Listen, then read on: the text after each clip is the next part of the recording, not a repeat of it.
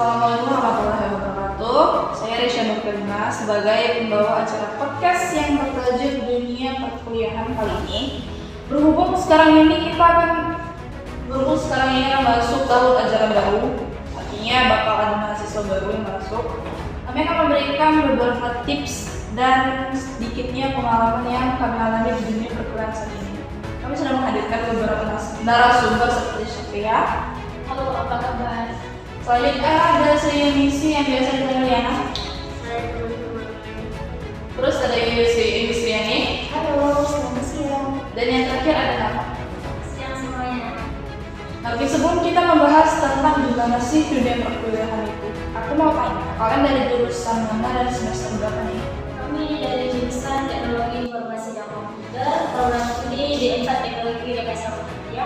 Sekarang sudah 4 semester. Kalau semester 4 nih ya, udah setengah jalan istilahnya gitu ya. Jadi pasti banyak dong yang udah dialami selama di kampus. Aku mau tanya sama dia, gimana sih awal-awal masuk kuliah? Kalau menurut gue sih biasa aja. Kalau di awal-awal tuh rasanya seperti masuk SMP atau masuk SMA.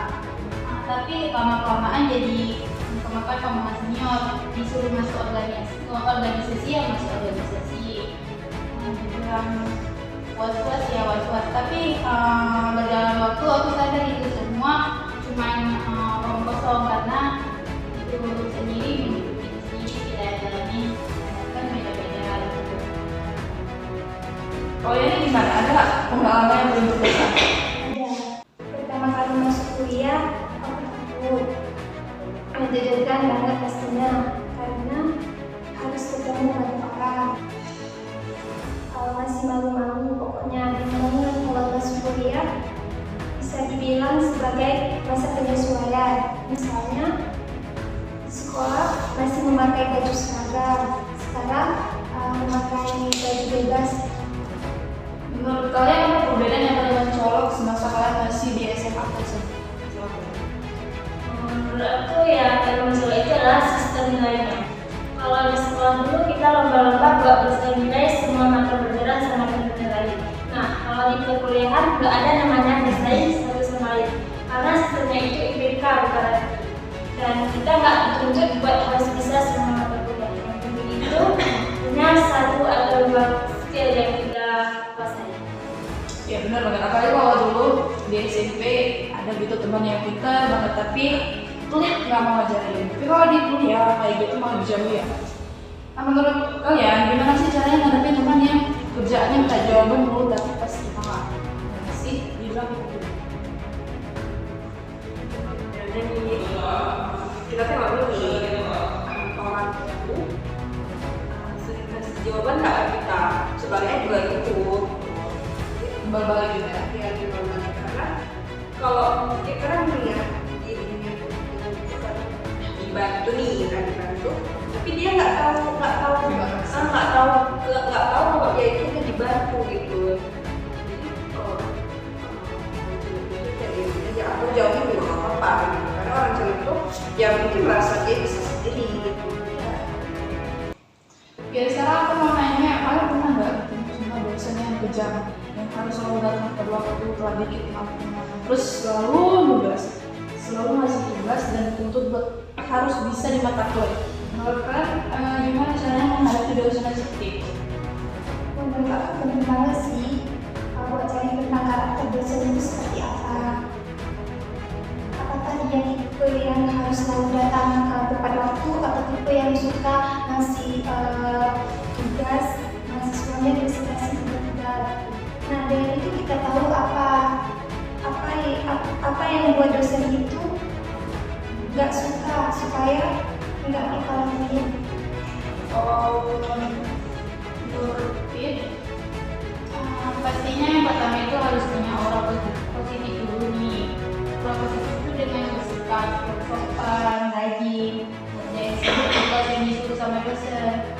Dan kita tunjukkan kalau kita itu semangat dalam menjalani masa-masa kuliah. Kalau menurut aku ada nggak dosen yang buat kamu malas banget masuk kuliah? Karena saat itu yang buat aku malas masuk lah karena aku nggak paham sama mata kuliahnya. Dan saat itu mata kuliahnya emang berhubungan sama program studi yang Tapi aku mulai berpikir, ini masih semester awal. Kalau saat ini aku nggak paham, nanti kedepannya bakal susah. Nah, dari situ aku mulai belajar sampai benar-benar bisa. Kalau misalnya kita nggak paham sama kuliah wajib di semester awal, nanti kedepannya bakal susah. Dan buat kalian yang mau masuk kuliah nih, yang paling penting itu kan perhatiin apa kalian sanggup menghadapi nanti. Dan yang paling penting jangan asal dengerin kata orang-orang. Terus kalian pernah nggak sih ngerasa capek banget sampai ada di titik kalian itu mau menyerah gitu? Pernah ya, pernah sih ngerasa kalau salah sampai salah jurusan gitu dan sampai nggak mau kuliah lagi. Tapi setelah yang pikir-pikir lagi kan, itu nggak gratis, apalagi biaya per semester itu tuh mencakup biaya yang mahal juga ya, lumayan mahal juga. Apalagi orang tua yang sendiri itu kan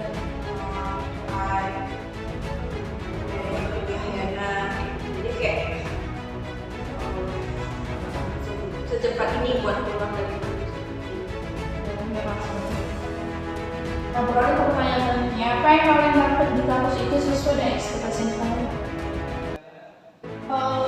Dibilang sesuai ekspektasi nggak sepenuhnya benar. Karena ada beberapa hal yang memang nggak sesuai sama ekspektasi. Misalnya hasil SMA dulu mikirnya kalau udah masuk kuliah bakal dapet cari kerja, mudah. Tapi nyatanya nggak kayak gitu. Semua udah ada yang ngatur. Kita juga sih cuma berdoa sama berusaha aja sih. Sejak di SMA aku pernah berekspektasi kalau masuk kuliah nanti aku harus bakalan buat ini itu kan. Tapi ternyata setelah masuk nggak seperti ekspektasi, yaitu wajar. Bukan berarti hal itu nggak berguna, masih banyak hal yang dapat masih banyak hal dalam perkuliahan yang bisa aku pelajari dan dapatkan asal kita mau mengeksplor secara luas. Menurut apa nggak? Sama, aku pernah berekspektasi kalau dosen itu bakal ngajarin aku segala. Ternyata nggak seperti itu, kita memang diajarkan beberapa hal di kampus, tapi kalau kita berganti dengan hal itu saja, kita nggak bakal bisa maju. Kita harus belajar mandiri di luar. Nah, seperti yang dibahas kayak tadi, terkadang kita ikut kemakan omongan senior nih. Misalnya penting masuk organisasi. Menurut kalian seberapa penting organisasi?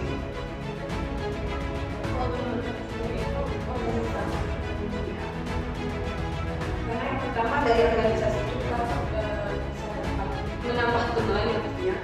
Itu kawasan juga organisasi dengan dunia organisasi itu. Terus itu kan kalau udah masuk satu organisasi itu kan nggak di dalam situnya aja. Kan pasti nanti bakal keluar juga tuh bergabung sama organisasi lain juga. Jadi kita tahu gimana sih organisasi ini gitu. Ya ini tergantung orangnya sih. Jadi kalau dibilang penting ya penting, kalau nggak penting ya nggak penting gitu. Tergantung pribadi sendiri. Ada yang tujuannya supaya banyak teman, mengasah skill lagi sedikit. Atau ada juga yang nggak mau capek-capek buat ikut organisasi, cukup fokus dengan nilai kuliahnya. Iya, tergantung pribadi kita. Dan kalau udah masuk kuliah itu paling penting buat mengatur waktu supaya tidak nggak terbengkalai. Nah, buat kalian yang udah masuk organisasi, gimana caranya kalian mengatur waktu? Kalau Pia sendiri sih, Pia itu banyak-banyak mengurangi waktu istirahat. Yang dulunya suka main HP, rebahan, tapi sekarang udah mulai ngerjain tugas, biar cepat siap dan ngerjain apa-apa yang perlu. Kalau aku memanfaatkan waktu kosong nggak kerjain tugas. Misal mungkin hari ini ada dosen yang nggak masuk. Nah, selain itu juga aku mengerjain tugas yang perlu diselesaikan. Karena kalau udah sibuk organisasi dan kita nggak pintar bagi waktu, tugas bakal tinggal dan nggak siap. Oke, kalian punya pandangan ke depan ya? Kalau kalian mau jadi nggak sempat nih, masih ada setengah jalan lagi.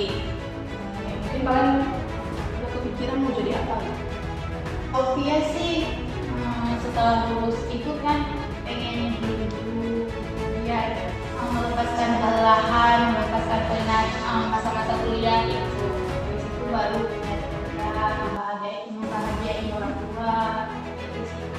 Apa sih kalau lulus kuliah pengennya dari kerja. Kan kalau jurusan kita kan peluang pekerjaan itu nggak ada di Aceh, nggak ada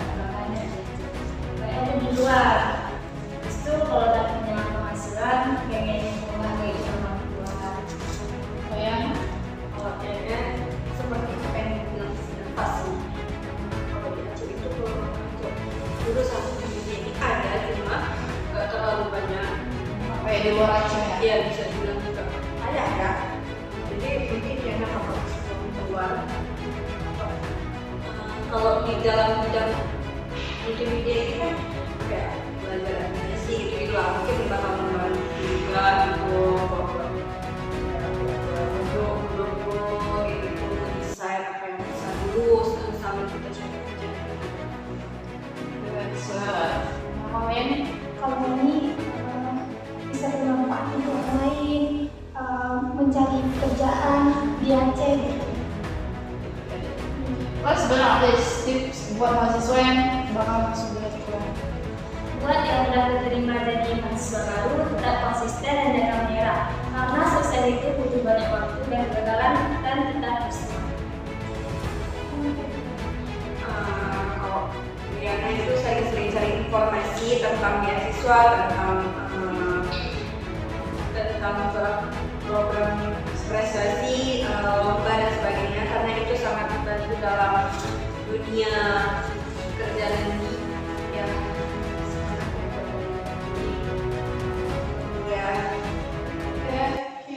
kalau menurut Pia sendiri sih yang paling penting itu kita tinggalin yang kebiasaan kita di mulai di SMA, SMK gitu. Habis itu jangan bergantung sama orang lain, sering-sering berlatih public speaking. Yang paling penting itu harus berani ngomong, jangan kayak mental tempe gitu. Kalau menurut ini persiapan diri kalian, karena kalian akan dituntut untuk memilih yang skill. Percuma kalau nilai bagus tapi tidak mempunyai skill gitu kan? Karena dunia kerja bukan tentang nilai tapi tentang keahlian. Love it. Terima kasih buat teman-teman atas waktunya yang udah mau sharing tentang dunia perkuliahan kali ini. Demikian obrolan podcast kali ini. Semoga memotivasi para mahasiswa yang bakal masuk nanti. Dan sekali lagi terima kasih buat teman-teman